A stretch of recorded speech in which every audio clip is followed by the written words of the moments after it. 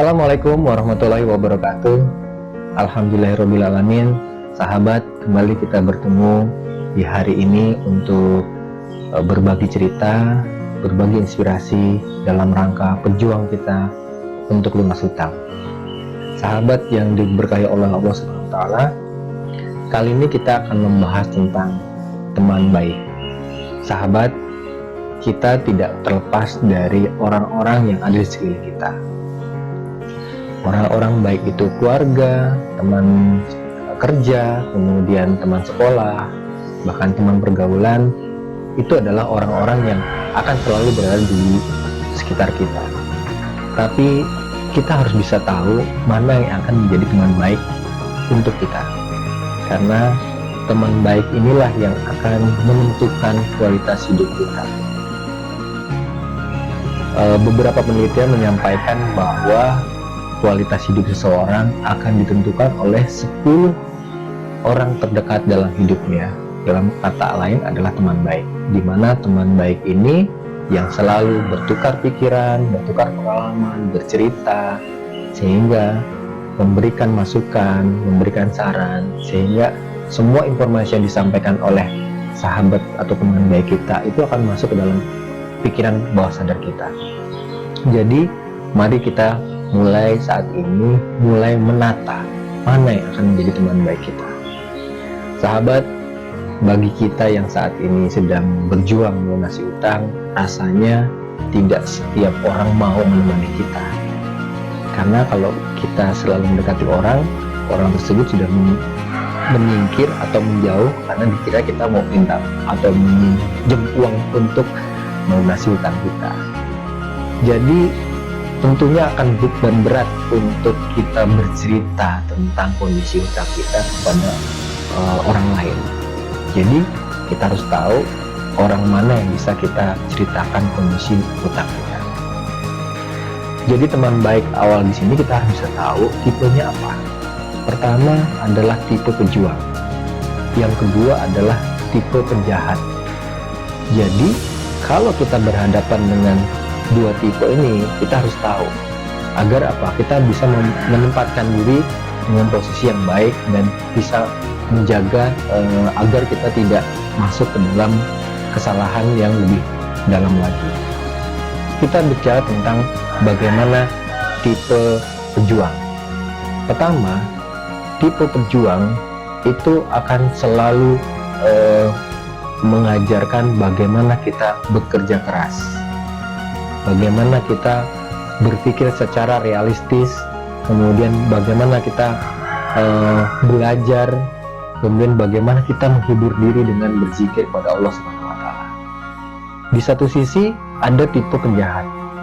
Tipe penjahat ini yang selalu memberikan arahan untuk kita menyelesaikan hutang dengan hutang, atau memilih usaha yang secara hasil akan sangat-sangat cepat sekali dan luar biasa besar, dan akhirnya ujung-ujungnya akan menjerumuskan kita kepada skema investasi bodong yang akhirnya membuat kita masuk ke kesalahan yang lebih dalam lagi.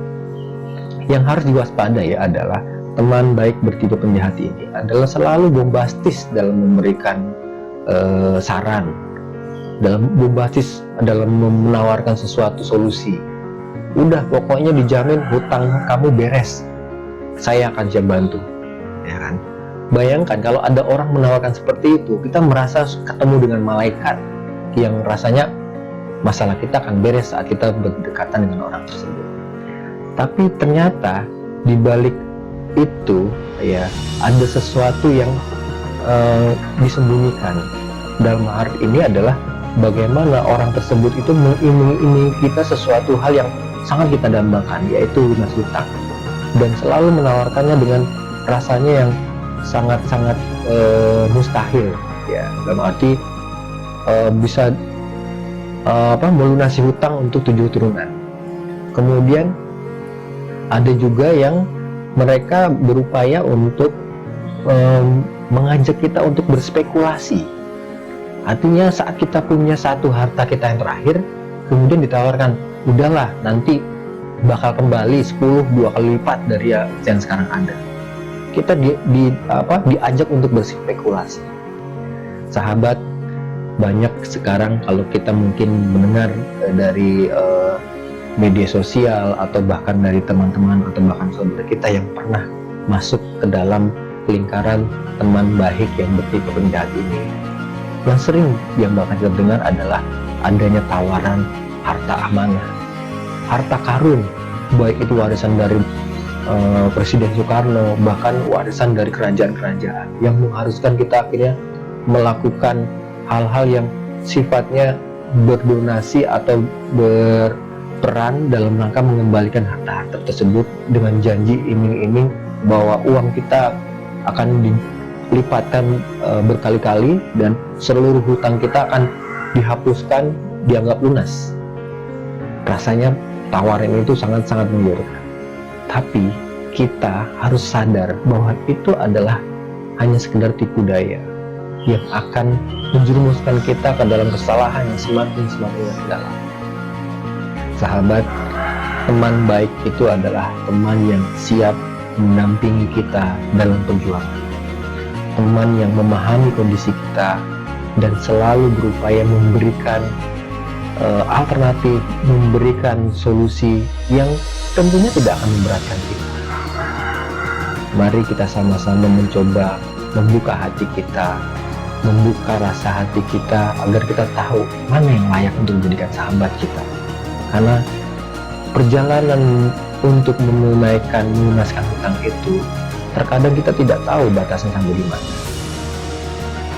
Di saat ini kita harus bisa belajar berkomunikasi dengan orang-orang yang memang kita harapkan bisa membantu kita. Dan itu tidak lain tidak bukan, itu juga bagian dari rezeki Allah yang diberikan pada kita. Jadi teman baik itu juga adalah anugerah yang Allah berikan. Jadi pada saat kita mendapatkan teman yang tidak baik, itu juga ujian buat kita, agar kita lebih waspada, agar kita lebih berintrospeksi diri, sehingga dalam setiap langkah itu kita bisa mencoba berpikir secara logis. Sahabat saya ini suatu saat pernah datang kemudian bertanya untuk bagaimana saya bisa menyelesaikan masalah saya dengan cepat. Saya diminta untuk memberikan masukan, tidak ada masalah selesai dengan cepat kalau kita belum pernah melakukan apapun. Jadi dalam kita bertemu dengan karakter-karakter orang ini atau bertemu dengan teman-teman yang nantinya akan menjadi teman baik ini, kita harus bisa memetakan, ya kan? Jangan sampai kita akhirnya memberi kesempatan penjahat-penjahat ini masuk ke dalam lingkungan terdekat kita. Pengalaman hidup kita beberapa kali orang yang berupaya memberikan tawaran tapi akhirnya malah menjerumuskan kita, bahkan membuat kita menjadi lebih susah. Sahabat, kita tidak tahu mana yang akhirnya siap membantu kita dengan ikhlas. Kita tidak tahu mana yang akhirnya bisa menjadi sahabat kita hingga akhirat. Tapi kita berupaya untuk mendekatkan diri kepada Allah, berupaya untuk memahami bahwa ya Allah, mudahkanlah kepada orang-orang yang akan memberikan jalan kebaikan buat kita. Jadi kita mulai dengan bagaimana melihat sahabat-sahabat kita itu memilih kata-kata. Jadi kalau kata-kata yang keluar, kata-kata yang disampaikan itu terlalu bombastis, terlalu bisa dikatakan mengiming-imingi kita, hati-hati. Itu tanda-tanda ada sesuatu yang ingin dia dapatkan dari kita. Kemudian bagaimana dia bersikap. Ada yang terlalu percaya diri, bahkan menganggap orang lain itu tidak punya kemampuan. Nah, orang yang seperti ini berarti suatu saat akan meninggalkan kita, karena dia merasa bahwa tanpa kita pun mereka akan bisa menyelesaikan bisa berjalan dengan sendirinya. Kemudian bagaimana sahabat ini yang akan tidak terlalu mementingkan dirinya sendiri. Jadi pada saat seseorang itu berjalan, jadi kita berjalan dengan jarak tempuh yang jauh, kita akan tahu karakter aslinya. Apalagi kita sampai menginap, kita akan tahu bagaimana dia bangun tidur sampai tidur lagi. Kita akan tahu karakternya dia. Ditambah lagi kita akan tahu bagaimana saat dia menghadapi kesulitan, apa yang dia lakukan. Apa dia akan mengeluh atau dia bersyukur dan mendekatkan diri kepada Allah. Sahabat, teman baik itu menjadi salah satu komponen penting dalam perjalanan kita. Karena setiap kawan, setiap teman baik itu akan memberikan data-data ke dalam otak kita, ke dalam pikiran kita, yang itu akan membentuk pola pikir kita. Pola pikir ini akan membentuk kata-kata yang keluar dari mulut kita, kata-kata yang kita pegang, yang kita gunakan sebagai panduan dalam kita melangkah. Kemudian kata-kata ini juga membentuk perilaku, apa yang kita lakukan. Jadi pada saat ini banyak orang bertanya, pejuang lunas hutang ini arahnya mau kemana? Apakah menjadi teman baik atau menjadi teman penjahat? Sahabat, rasanya di saat seperti ini orang meragukan tawaran kebaikan. Kenapa? Ya karena banyak sekali orang-orang yang berupaya membantu ternyata menjerumuskan. Untuk itu kami pejuang lunas hutang tidak menawarkan apapun. Kami hanya mencoba memberikan alternatif dalam memilih kata-kata, dalam memilih informasi yang sesuai untuk perjalanan kita untuk melunasi hutang. Jadi kami tidak memberikan ini apapun, bahwa lunas hutang itu adalah proses, bukan adalah pasti teman-teman semua lunas hutang. Tidak ada jaminan.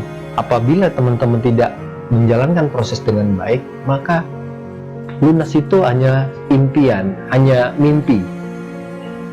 Lunas hutang itu harus diperjuangkan.